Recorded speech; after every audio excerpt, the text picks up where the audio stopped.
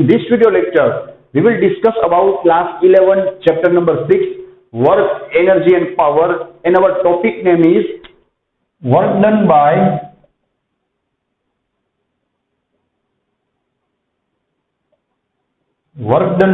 constant force.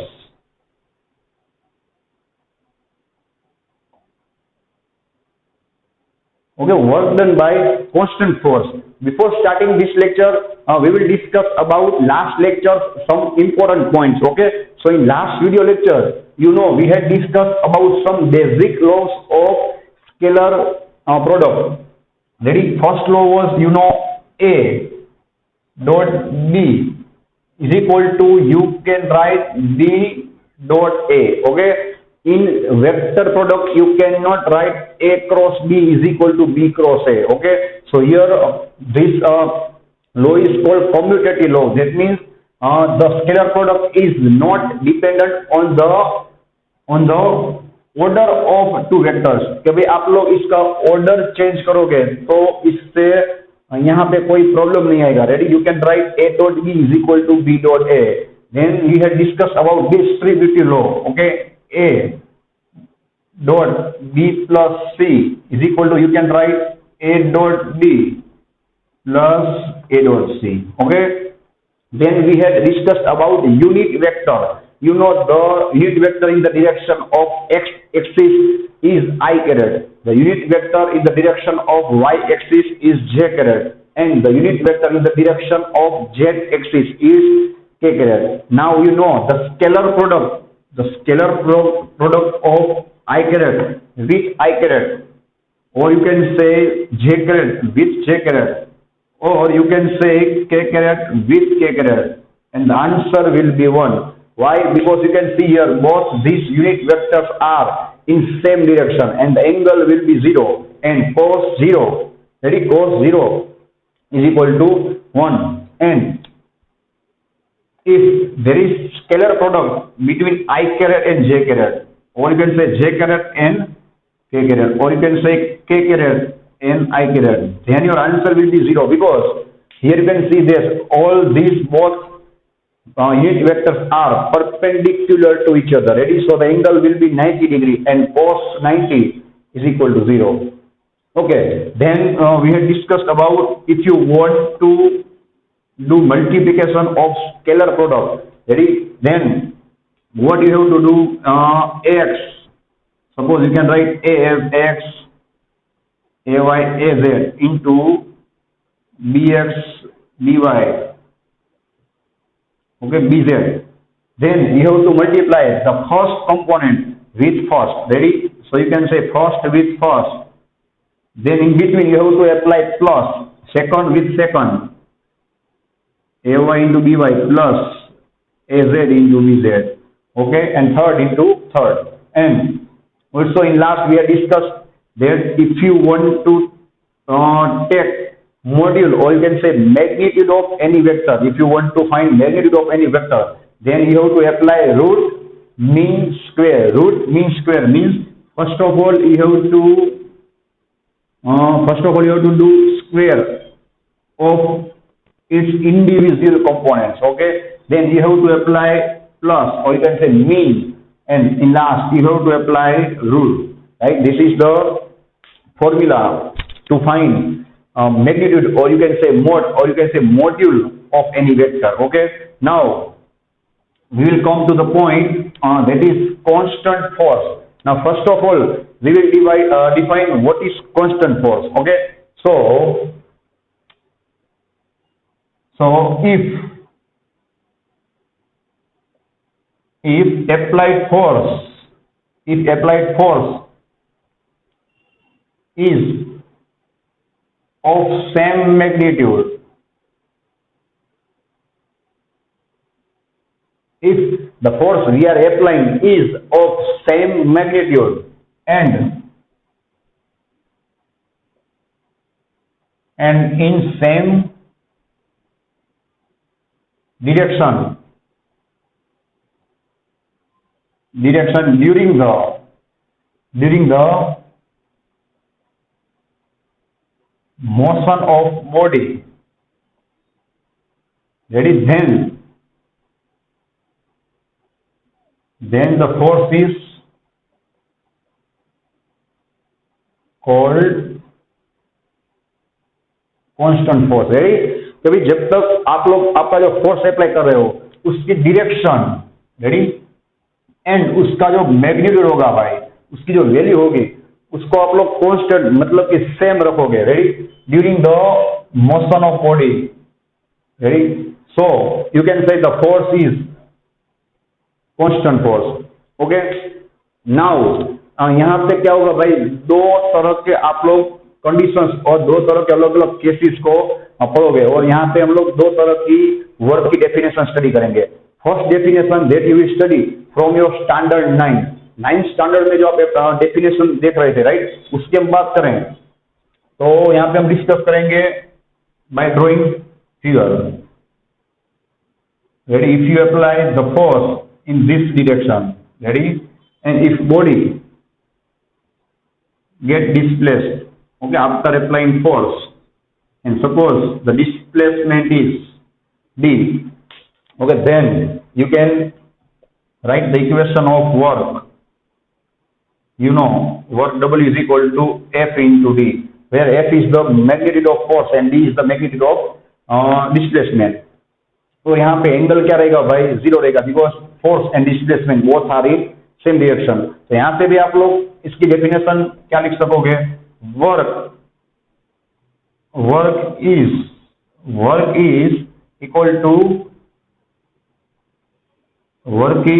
Equal to the product of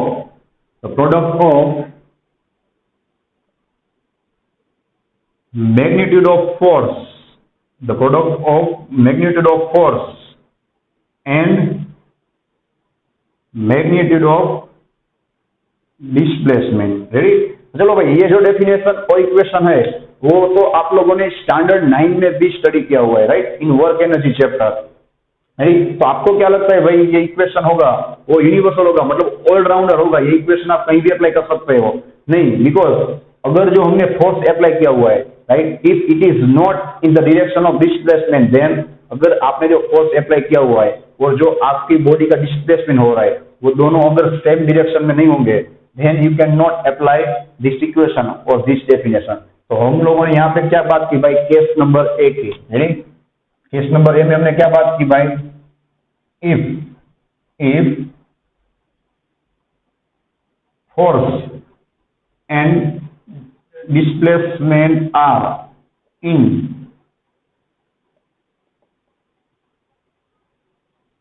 ready same direction की, अगर दोनों same direction में होंगे भाई तो उसका इक्वेशन और डेफिनेशन क्या होगा। अब हम बात करेंगे उसके ऑलराउंडर इक्वेशन की। रेडी, अगर दोनों सेम डायरेक्शन में नहीं होंगे तो ready, now we will write if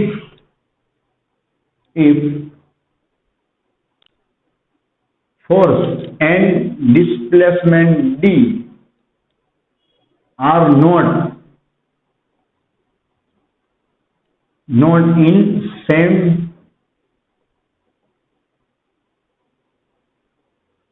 direction, right, then what?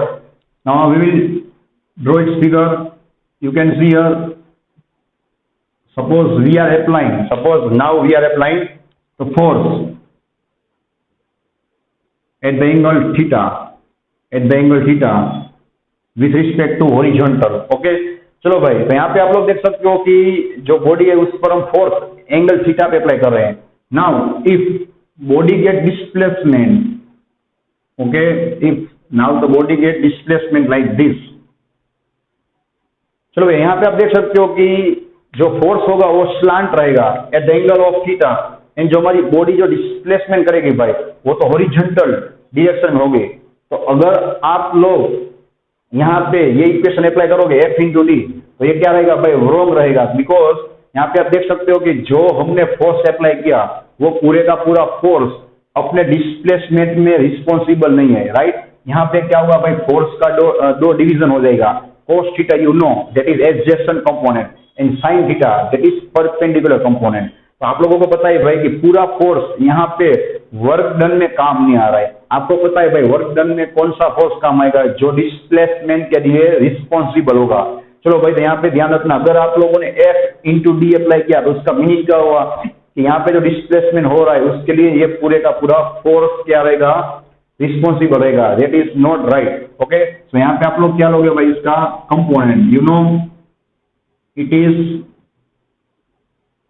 adjacent component, that is F cos theta, which is responsible for displacement of this body, and you know F sin theta, it is not responsible for displacement of this body in horizontal direction। okay, तो चलो भाई, इसका example आप लोग real life में कौन सा ले सकते हो? If you are pulling your suitcase, right, if you are pulling your suitcase at the angle of theta, now that is example of this topic और दिस केस। ओके, तो यहाँ पे आप लोग क्या कर सकते हो भाई, आपका इक्वेशन रहेगा वर्क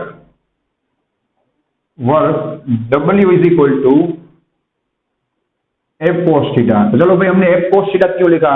तो जो फोर्स का वैल्यू होगा वो डिस्प्लेसमेंट के लिए रिस्पॉन्सिबल होगा, उतना ही फोर्स आपको लिखना है, right, because that only force is responsible for work to be done. Okay, so F cos theta and the magnitude of discharge.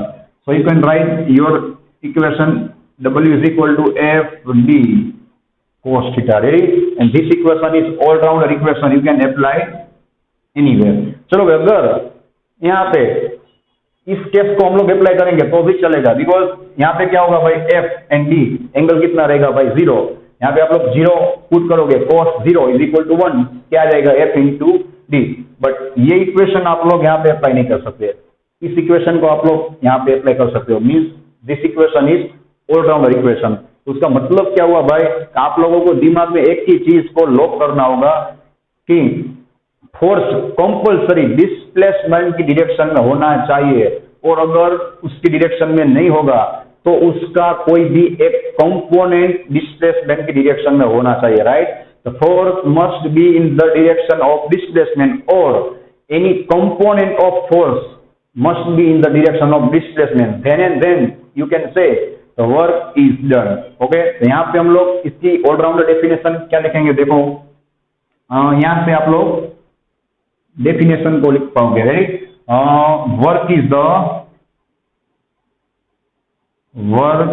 Is equal to the product of displacement, you can see here, right, the product of displacement and the component of force। now we are discussing about F cos theta, right, and the component of force in the direction of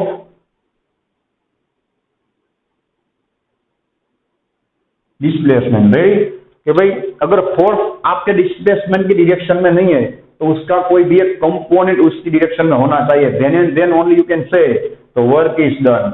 okay,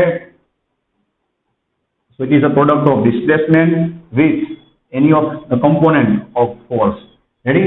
चलो भाई, यहाँ पे हम लोगों ने दो cases की बात की, if the force and displacement are in same direction and if they are not in the same direction। now we will apply the all-round equation as W is equal to FD cos theta, and if both these are in same direction then you to put cos 0 is equal to 1 and you will take the equation W is equal to F into D।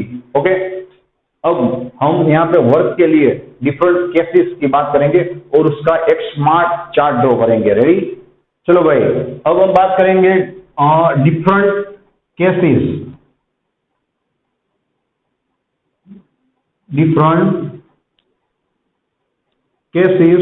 For W is equal to 0।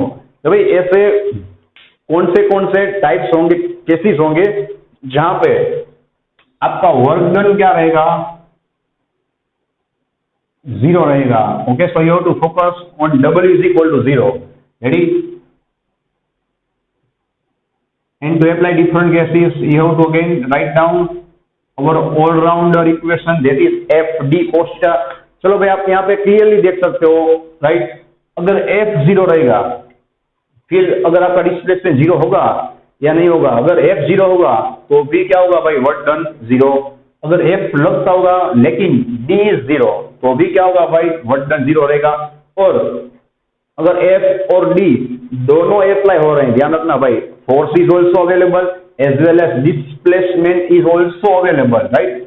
None of this are 0, then only you can say work is 0 if the angle is π/2। अगर आपका force 0 नहीं है, displacement भी 0 नहीं है, तो भी आपको अगर बताया जाए कि भाई आपका वर्क 0 रहेगा, तो आपके पास ओनली एक ही ऑप्शन बचेगा, आपको क्या बोलना होगा भाई, तो यहाँ पे क्या रहेगा, फोर्स एंड डिस्प्लेसमेंट दोनों क्या होंगे, परपेंडिकुलर, बिकॉज यहाँ पे 90 डिग्री आप अप्लाई करोगे, then you can say cos 90 is equal to 0 and due to that W is equal to also 0। तो ये 3 केस की हम लोग बात करेंगे with drawing and with real life examples, okay.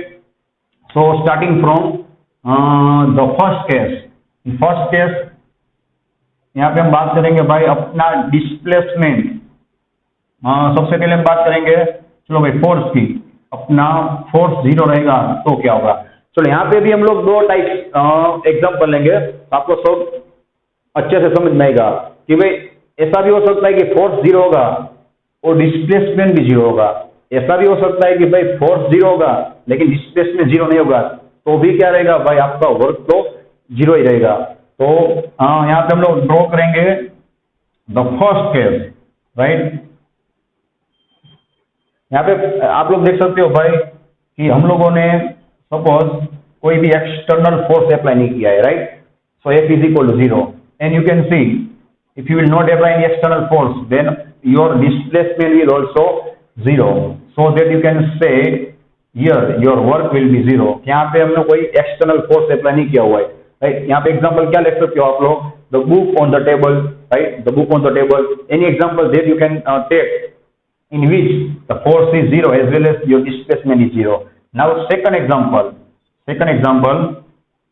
same example, आप लोगों को भाई बाहर से कोई एक्सटर्नल फोर्स अप्लाई नहीं करना है, रेडी। लेकिन यहाँ पे अगर आपकी सरफेस स्मूथ रहेगी, राइट। चलो भाई, अगर आपको कहीं भी फिजिक्स में स्मूथ सरफेस लिखा जाए, दैट मीन्स यहाँ पे आप लोगों को आइडियली फ्रिक्शन क्या लेना होगा भाई, 0। आइडियली फ्रिक्शन कभी 0 नहीं होता, लेकिन आइडियली क्या लेना होगा, 0। इसका मतलब क्या हुआ भाई, यहाँ पे आप लोग एक बार फोर्स अप्लाई करके छोड़ दोगे, राइट, तो क्या रहेगा, यहाँ पे फोर्स तो फिर एक्सटर्नल फोर्स क्या रहेगा, 0, लेकिन उसका डिस्प्लेसमेंट तो होगा कि नहीं, रेडी। यहाँ पे डिस्प्लेसमेंट क्या रहेगा भाई, नॉट इक्वल टू 0, रेडी। हम किस केस की बात कर रहे हैं भाई, स्मूथ सरफेस के लिए। यहाँ पे आप लोग देख सकते हो कि आपकी बॉडी का डिस्प्लेसमेंट भी हो रहा है, लेकिन फोर्स 0 होने की वजह से आपका वर्क क्या रहेगा भाई, 0। Because if you apply here F is equal to 0 then whole answer will be 0, right। So these are 2 types of cases, right। In that case F is equal to 0, right, in which we can see that force is 0 as well as displacement is 0। Here you can see that force is 0 but displacement is not 0, right। Then also in both cases the work will be 0 by this equation। Now the second case, D is equal to 0। चलो भाई, यहाँ पे हम लोग देखेंगे D is equal to 0, displacement क्या रहेगा, 0 रहेगा, so that work will be 0, so that you can see here work will be 0, okay। We will draw its figure। If you tie one body with string, then you know already gravitational force, that is mg, gravitational force mg will be in downward direction, and in this string there will be tension force, right। You can say T। Tension force कहाँ पे रहेगा भाई, upward direction में रहेगा। लेकिन आप लोग यहाँ पे क्लियर देख सकते हो, यहाँ पे फोर्स अवेलेबल है। सेम केसेस यहाँ पे जो लिए थे भाई, सेम केसेस यहाँ पे हम अप्लाई कर रहे हैं, दोनों टाइप्स, राइट, कि भाई डिस्प्लेसमेंट 0 रहेगा और फोर्स भी 0 रहेगा। और यहाँ पे हम क्या ले रहे हैं भाई, डिस्प्लेसमेंट 0 रहेगा लेकिन फोर्स अप्लाई होगा तो भी क्या होगा, आपका वर्क डन 0 रहेगा। Here you can clearly see that tension भी लग रहा है, mg लग रहा है, तो यहाँ पे भाई ओवरऑल फोर्स आप देखोगे तो 0 रहेगा। क्यों, बिकॉज जितना नीचे mg लगेगा भाई उतना ही ऊपर की ओर क्या लगेगा, tension. So here T is equal to mg, तो फोर्स तो अप्लाई होगा, लेकिन यहाँ पे देख सकते हो भाई दोनों सेम होने की वजह से आपका बॉडी डिस्प्लेस नहीं करेगा। Means in this case you can see that displacement is zero, so you can say work is also zero, यहाँ पे कोई वर्क नहीं होगा। ओके, सेकंड केस, चलो भाई कोई पर्सन होगा राइट, वो अपने हाथ में या तो अपने शोल्डर पर, रेडी, अपने शोल्डर पर कोई भी बॉडी को राइट ऐसे पकड़ के खड़ा है, ready, he is not lifting the body. ध्यान रखना भाई, अगर वो बॉडी को लिफ्ट करेगा तो वर्क डन होगा। यहाँ पे वो बॉडी को ऐसे ही पकड़ के खड़ा है, रेडी। तो यहाँ पे क्या होगा भाई, here there is not any type of displacement, so that you can say work is done, ready. ये सब केसेस आपको एमसीक्यू सोल्व करने में काम आएंगे, याद रखना। ओके, अब जो थर्ड एमसीक्यू, जो थर्ड टाइप रहेगा भाई, सॉरी थर्ड केस, सबसे मोस्ट टाइम की केस है भाई, 12th स्टैंडर्ड में भी आपको ये केस काम आएगा, राइट, वो ध्यान रखना। नाउ द थर्ड केस, चलो भाई अब ऐसा भी हो सकता है कि भाई फोर्स भी अप्लाई हो रहा है, डिस्प्लेसमेंट भी हो रहा है, right, then also that is possible, right, that is possible that work can be zero, right, force भी अप्लाई होगा, डिस्प्लेसमेंट भी होगा, तो भी आप बोल सकते हो वर्क जीरो रहेगा। कब? जब इन दोनों के बीच में एंगल क्या रहेगा भाई, 5/2। तो इसकी बात करेंगे, रेडी। अगर theta is equal to 5/2 means 90 degree angle रहेगा, तो भी आपका वर्क डन क्या रहेगा भाई, जीरो। ओके, यहाँ पे भी हम लोग दो केसेस की बात करेंगे। देखो, on smooth surface, right, on smooth surface,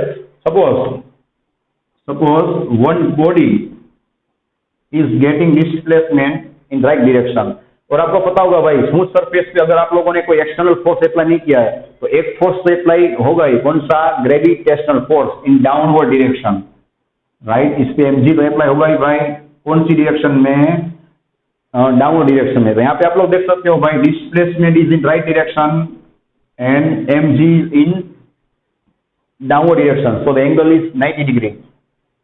तो याद रखना भाई इस केस में वर्क डन क्या रहेगा, जीरो रहेगा।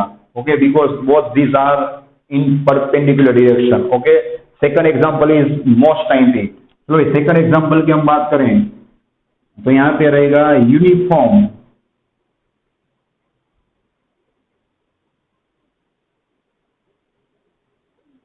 Okay, uniform circular motion. चलो यूनिफॉर्म सर्कुलर मोशन के एग्जांपल्स आपको कई सारे पता होंगे। The earth is moving around sun, right, the satellite is moving around earth, the moon is moving around earth, the electron is moving around nucleus, right, all these are the example of UCM, uniform circular motion. यहाँ पे क्या होगा, खास ध्यान रखना भाई,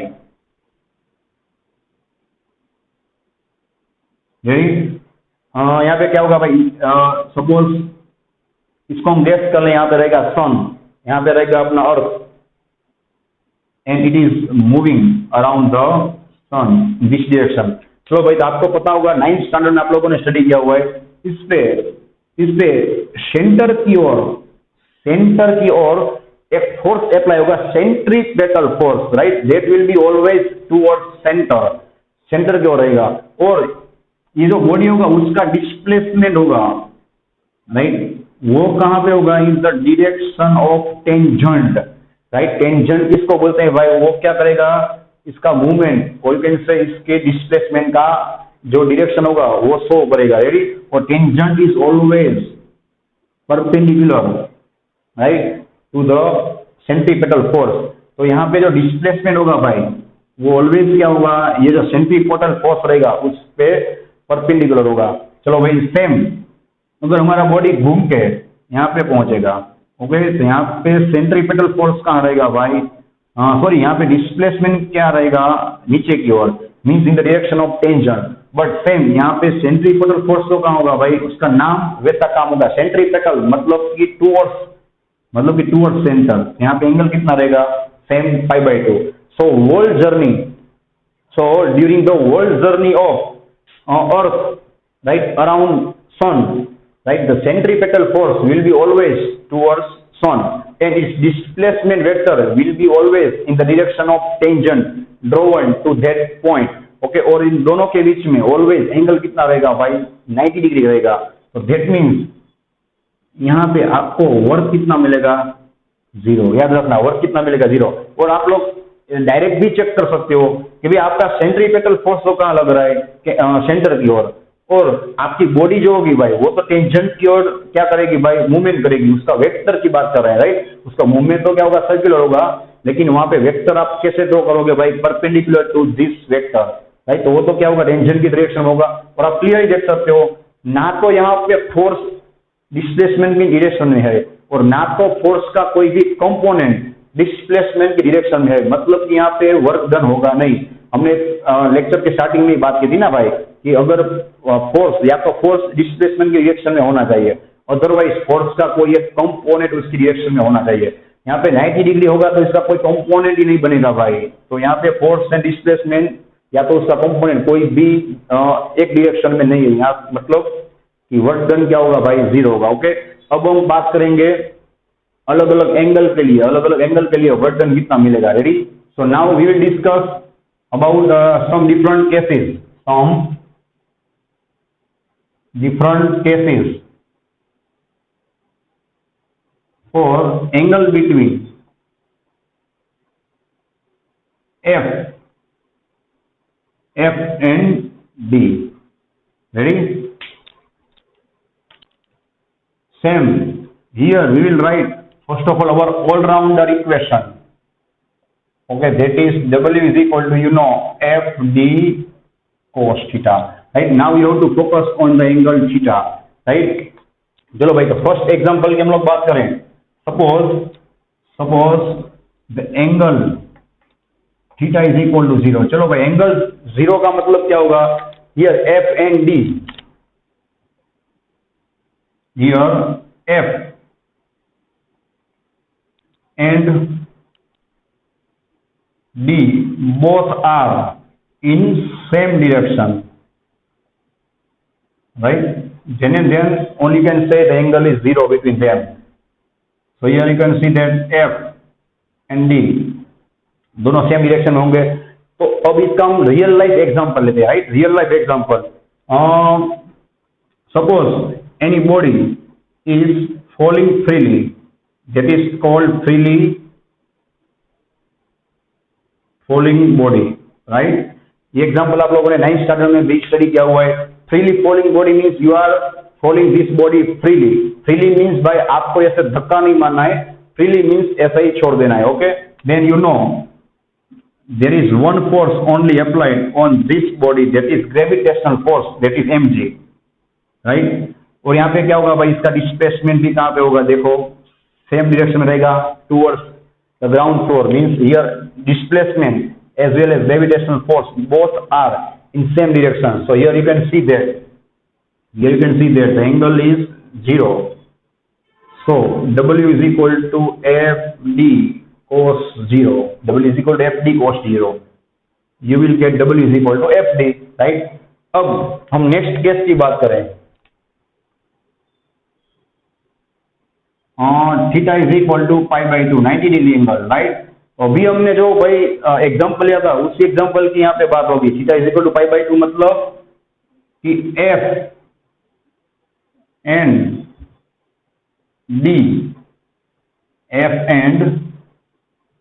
D are perpendicular to each other. This is most time the example, right, in your 11th and 12th standard. कहीं पे भी अगर UCM यूनिफॉर्म सर्कुलर मोशन की बात होगी तो ये केस आपको काम आएगा। रेडी? सेम जो हमने बात की थी भाई, अगर सन के अराउंड में अर्थ मूवमेंट हो रही है, राइट, तो उस पे सेंटर की ओर कौन सा फोर्स अप्लाई होगा भाई, सेंट्रीपेटल फोर्स। और उसका डिस्प्लेसमेंट कहाँ पे होगा, always in the direction of tangent. Ready? और यहाँ पे एंगल कितना रहेगा भाई, π/2 रहेगा, right. This is only example for this case. So here W is equal to, we can write FD cos π/2। और आपको पता होगा भाई cos π/2 कितना रहेगा, 0। So here also work is 0। यहाँ पे आप देख सकते हो भाई डिस्प्लेसमेंट भी हो रहा है, फोर्स भी लग रहा है, then also the work is 0। यहाँ पे आप लोग क्या लिखोगे भाई, the work done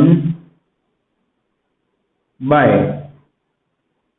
the work done by centripetal force is, the work done by centripetal force is 0, right. यहाँ पे क्या होगा भाई, मैक्सिमम फोर्स अप्लाई होने की वजह से वर्क डन भी क्या रहेगा, मैक्सिमम। यहाँ पे वर्क डन क्या होगा, मिनिमम, मतलब कि 0। And the third case is theta is equal to pi, और you can say theta is equal to 180 degree. चलो भाई 180 डिग्री आप लोग कब बोल सकते हो कि आपके जो दोनों वेक्टर होंगे, right, F and D, they will be in opposite direction. Ready? Theta is equal to pi by 2 means here F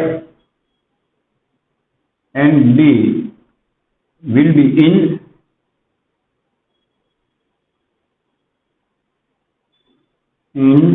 opposite direction. Okay? So यहाँ पे हम लोग एग्जाम्पल लेंगे, लाइव एग्जाम्पल। चलो भाई कोई भी एक कार होगी, राइट, उस पर आप लोग ब्रेक अप्लाई करोगे। इफ यू अप्लाई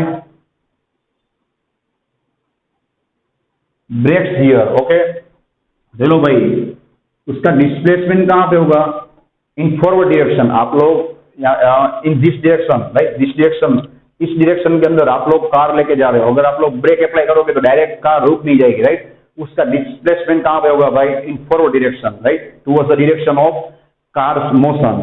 बट यहाँ पे क्या होगा भाई, इसके टायर और रोड के बीच में फ्रिक्शन अप्लाई होगा, और due to friction you know the car is getting stopped, okay. तो यहाँ पे जो फ्रिक्शन अप्लाई होगा, फ्रिक्शन, वो आप लोग क्लियर देख सकते हो। फ्रिक्शन ऑलवेज कहाँ पे होगा भाई, ऑपोजिट डायरेक्शन में। स्टैंडर्ड 9 में भी आप लोगों ने स्टडी किया, राइट, 8 और 9 में, कि भाई फ्रिक्शन कहाँ पे होगा, इसकी ऑपोजिट डायरेक्शन में होगा। यहाँ पे आप देख सकते हो डिस्प्लेसमेंट एंड फ्रिक्शन बहुत सारी ऑपोजिट डायरेक्शन। अगर कार इस डायरेक्शन में जा रही है तो अगर आप ब्रेक अप्लाई करोगे तो यहाँ पे फ्रिक्शन क्या होगा भाई, इस डायरेक्शन में अप्लाई होगा, मतलब दोनों ऑपोजिट में होंगे। यहाँ पे क्या होगा देखो, W is equal to F D cos phi, you know cos phi means cos 180 is equal to -1, so here the work will be -FD। तो यहाँ पे वर्क डन क्या मिलेगा आपको, नेगेटिव मिलेगा, ओके। वो नेगेटिव का मीनिंग यहाँ पे क्या रहेगा भाई, वर्क नेगेटिव नहीं है, उसका नेगेटिव का मीनिंग क्या रहेगा, यहाँ पे force and displacement both are in opposite direction. Ready, अब हम आगे बात करते हैं। तो भाई अभी हमने देखा कि अगर आपका एंगल 0 से 90 के बीच में रहेगा तो वर्क क्या मिलेगा आपको, पॉजिटिव। 90 डिग्री रहेगा तो वर्क क्या मिलेगा, 0। और अगर आपका एंगल π/2 से लेके 180 मीन्स पाई तक रहेगा तो आपका वर्क डन क्या होगा, नेगेटिव होगा, right. So if the angle theta is between 0 and π/2, then work is positive, okay। Next point, if theta is equal to π/2, you know work is 0, and if theta is between π/2 and pi, then work will be negative, okay। ये सब आपको MCQ में काम आएगा। Next हम उसके units की बात करें, राइट, वर्क के यूनिट्स की बात करें, उसका एमएलटी आपको पता होगा, M1 L2 T-2, chapter number 2, right. Next आपको पता होगा भाई वर्क के यूनिट आप लोग यहाँ पे डिराइव करोगे in the form of MKS and here in the form of CGS, okay. चलो MKS के अंदर आप लोगों को इक्वेशन तो पता ही होगा, W is equal to F into D. यहाँ से आप लोग इक्वेशन का यूनिट बनाओगे, F means newton, okay, and displacement means metre, right. This is the unit in MKS। चलो भाई आपको पता होगा न्यूटन का CGS यूनिट क्या रहेगा भाई, डाइन, मतलब कि न्यूटन का छोटा यूनिट क्या रहेगा, डाइन। मीटर का रहेगा सेंटीमीटर, ओके। नेक्स्ट वर्क का जो यूनिट रहेगा आपको पता होगा भाई, जूल। तो उसका जो CGS यूनिट रहेगा, छोटा वाला यूनिट, वो क्या हुआ भाई, और जो ये सब आप लोगों ने चैप्टर 2 में भी देखा हुआ है, राइट। नेक्स्ट पॉइंट, चलो भाई, फोर्स की जगह पे आप लोग क्या लिख सकते हो, M into A into D.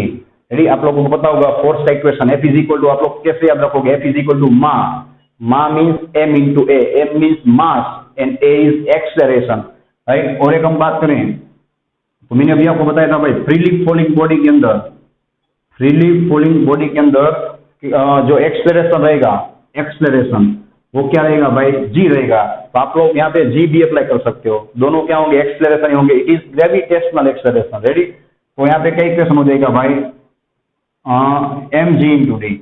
लेकिन इसका हम लोग यूनिट की बात करें तो मास का यूनिट क्या होगा भाई, मास का यूनिट होगा किलोग्राम। रेडी, इसको भी एक्सेलरेशन बोलते हैं, इसको भी एक्सेलरेशन ही बोलोगे आप। एक्सेलरेशन का यूनिट क्या रहेगा भाई, मीटर पर सेकंड स्क्वायर इंटू डिस्टेंस का यूनिट क्या रहेगा, again metre. So you will get kilogram metre into metre, metre square upon second square. On the other side आप लोग बात करें सीजीएस की, तो किलोग्राम का सीजीएस क्या रहेगा भाई, ग्राम। मीटर का सीजीएस क्या रहेगा, सेंटीमीटर स्क्वायर। सेकंड के लिए तो सेम ही रहेगा, सेकंड स्क्वायर। ओके, तो ये सब बात हुई इसके यूनिट्स की। Now last thing, W is equal to F D cos theta. अगर आप लोगों को 1 जूल का डेफिनेशन लिखना हो तो कैसे लिखोगे, मतलब कि मैंने अगर 1 जूल वर्क किया, राइट, तो वो कैसे होगा। सिंपल बात है, यहाँ पे सभी चीज आप लोग क्या ले लोगे, 1 means if I am applying 1 newton force, right, in the same direction of displacement and that is 1 metre. Same direction मतलब क्या होगा भाई, यहाँ पे एंगल हो जाएगा 0 एंड cos 0 मीन्स 1। तो अपना वर्क क्या रहेगा, 1 joule. So here we will write if we apply 1 Newton force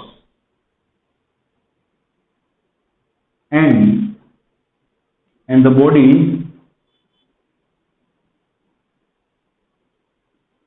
gets displacement of 1 meter,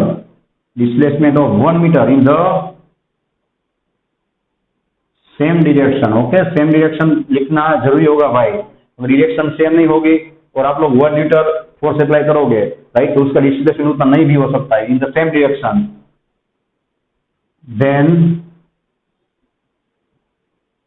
then work done is called 1 joule. Okay, कि भाई अगर मैंने 1 न्यूटन फोर्स अप्लाई किया और अगर बॉडी 1 मीटर का डिस्प्लेसमेंट करेगी, दैट मीन्स मैंने उस पर 1 जूल का वर्क किया। ओके, चलो भाई, नेक्स्ट लेक्चर के अंदर यहाँ पे हम लोगों ने जो सीखा उसका रिवीजन करेंगे और नेक्स्ट लेक्चर में हम लोग बात करेंगे work done by variable force. यहाँ पे हमने बात की थी work done by constant force. Okay, so thanks for watching this video, take care of yourself and see you soon in the next lecture.